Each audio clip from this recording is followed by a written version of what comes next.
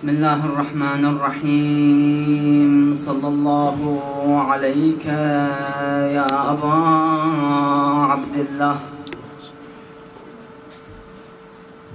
صلى الله عليك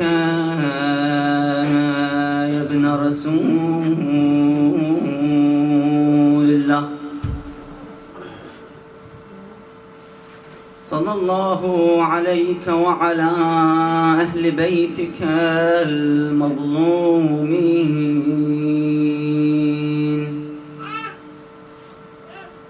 يا رحمة الله الواسعة ويا باب نجاة الأمة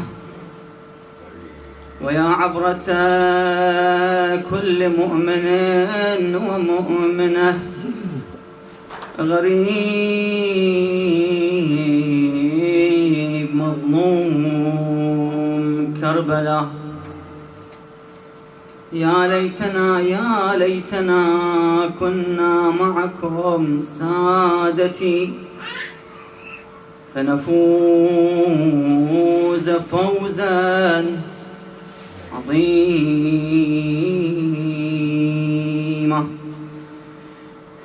قال رسول الله صلى الله عليه وآله: أقربكم مني مجلسا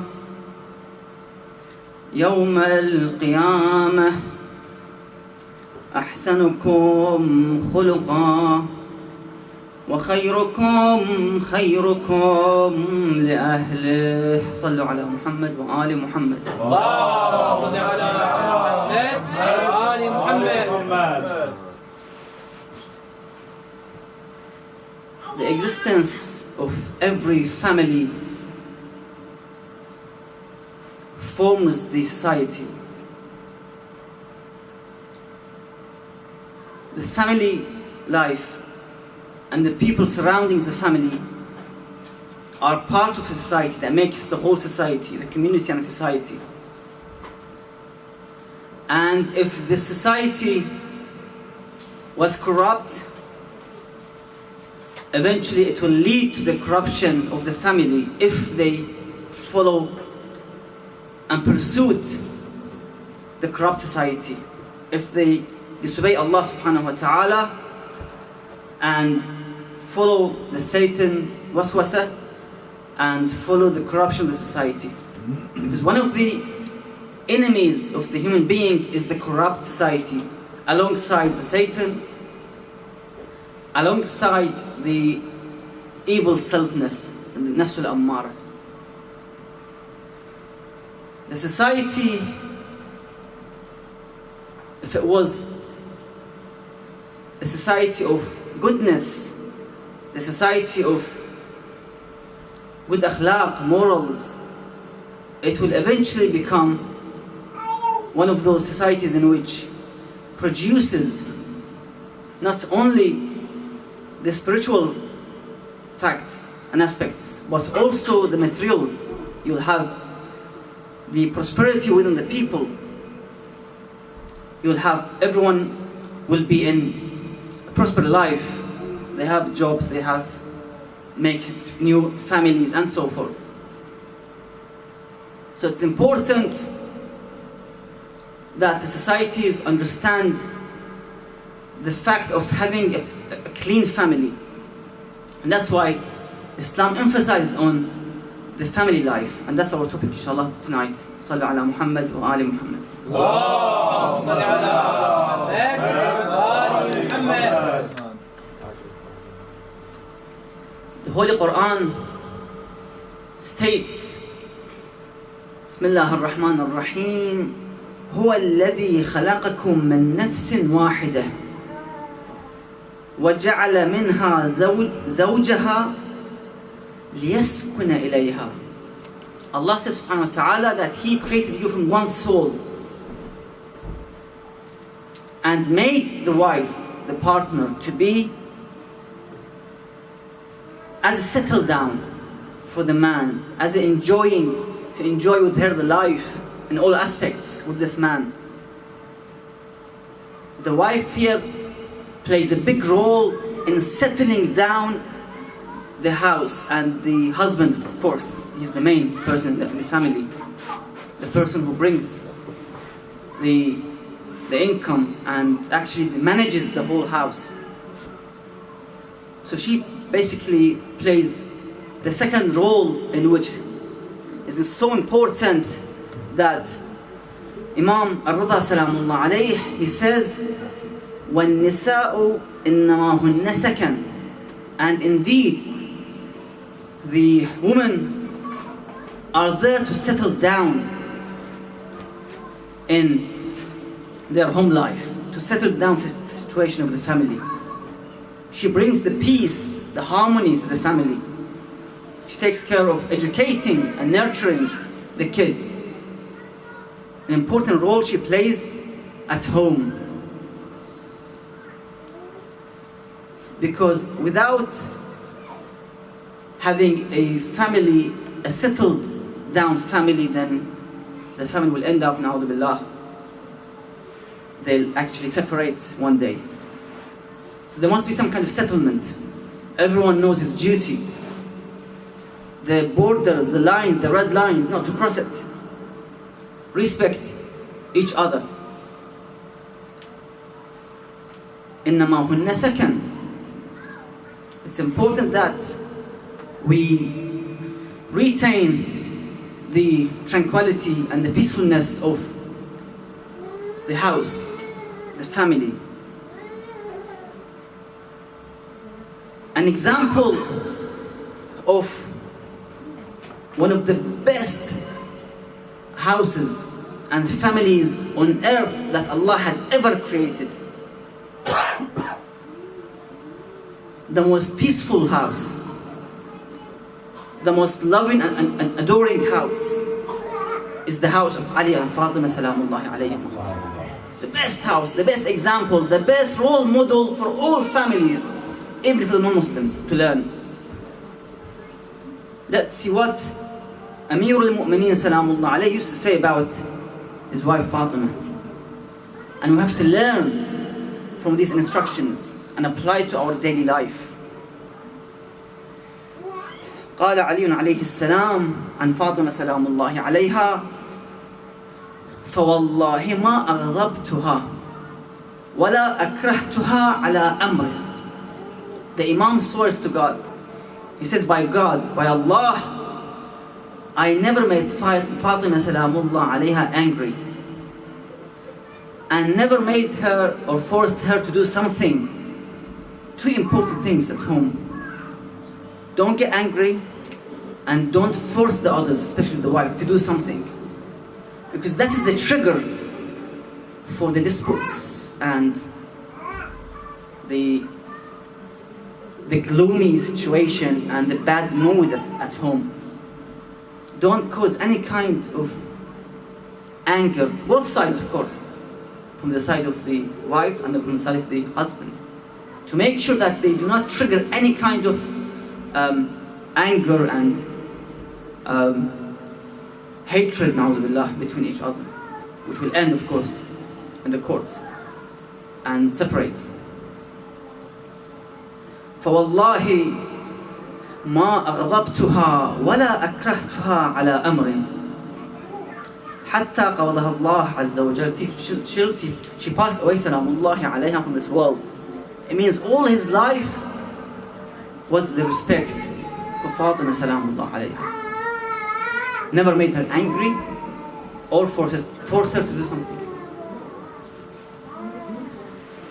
ولا أغضبتني ولا عصت لي أمرا. And she never made me angry on the other side, and never disobeyed me. That's important for our sisters to listen and to think about it. Do not make something that the husband becomes angry. This working husband, 9 to 5, 4 or 5 days a week, he goes to work, spends all that time to get some income for the household. He comes tired, maybe there was some kind of dispute with the manager, with the clients.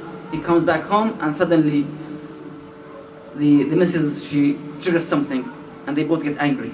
Make sure we get away from the fact of anger, anything that makes us angry. A man came to the Rasulullah sallallahu alaihi wasallam.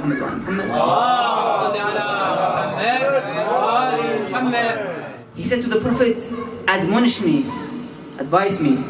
He said, لا تغضب, don't get angry. Again he said, لا تغضب. 3 times the Holy Prophet sallallahu alaihi wasallam advised him not to get angry, because the anger is the key to the destruction of your family life, even your business. You might leave your work and stay at home.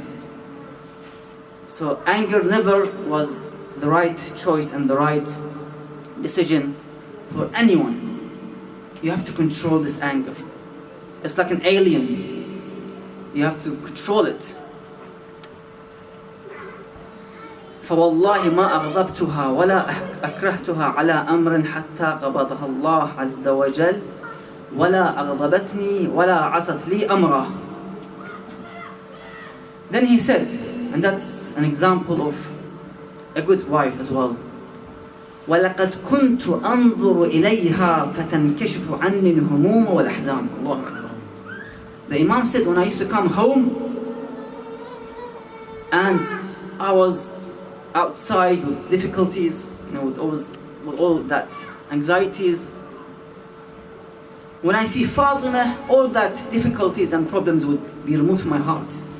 I feel a lot better when I come home and see Fatima salamun alayha.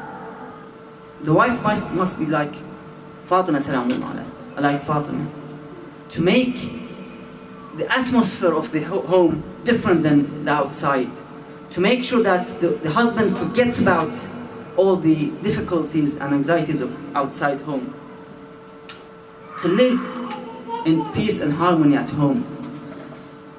And that's the key with the wife, with the ladies, to make sure they create this beautiful atmosphere.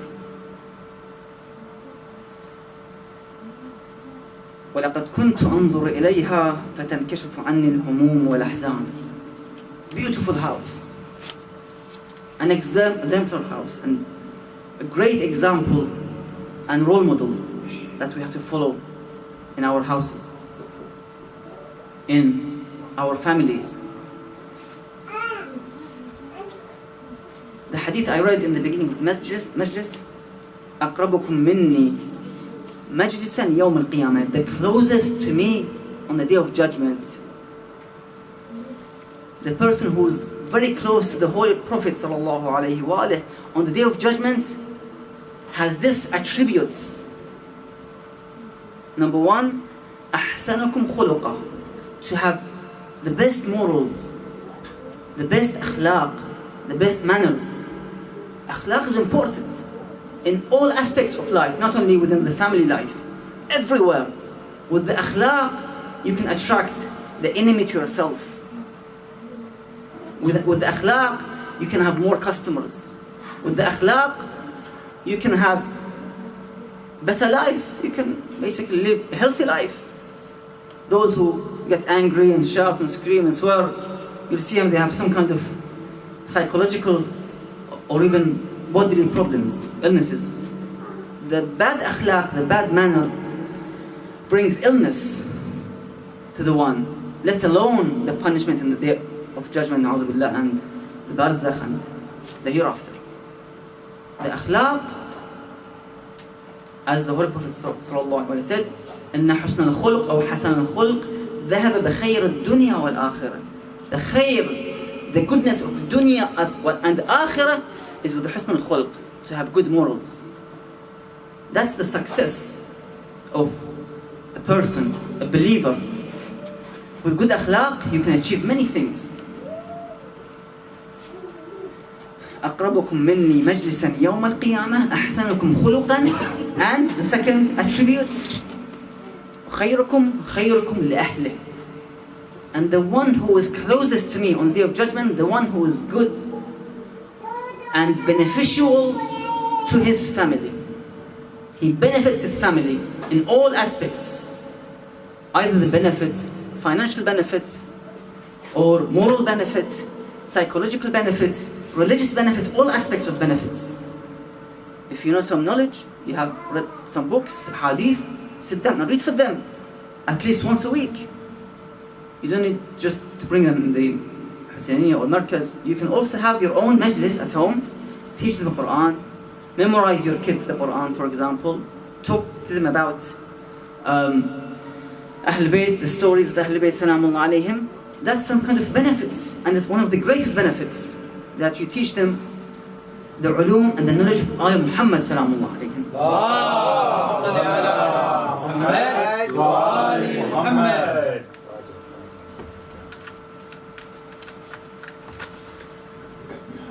So, to have a happy house, a happy home, family, without any troubles, any problems, stick with two things, with two advices. Number one, no expectations. Do not expect your wife to be the best and the most beautiful woman, always to be prepared for yourself, or to cook the best food, or I don't know, to have the best features and akhlaq. Just take as she is. Of course, advise her to look after herself, the food, the children, and so forth. But do not expect more than her strength and power. No to expectations. That's the first step to success within the family life. Number two, no to disputes. Make sure you don't wage the disputes and fightings between the husband and wife.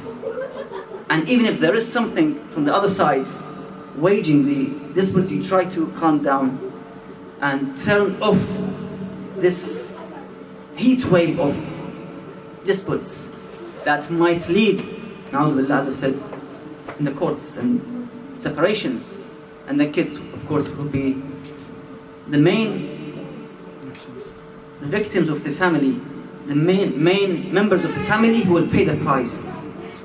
Yes, the man goes and he gets married, and the woman goes, maybe also she gets married as well, but the victims are the kids. So for the sake of the kids, we try to calm down, we try to be humble, to forgive, to give to ourselves some kind of forgiveness and offer it to the others, and at least save our kids.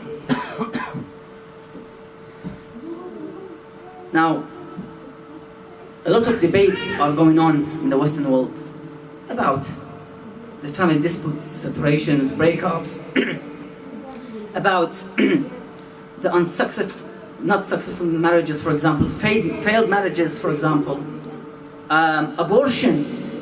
We hear a lot of news about the abortion that I've heard even in the radio.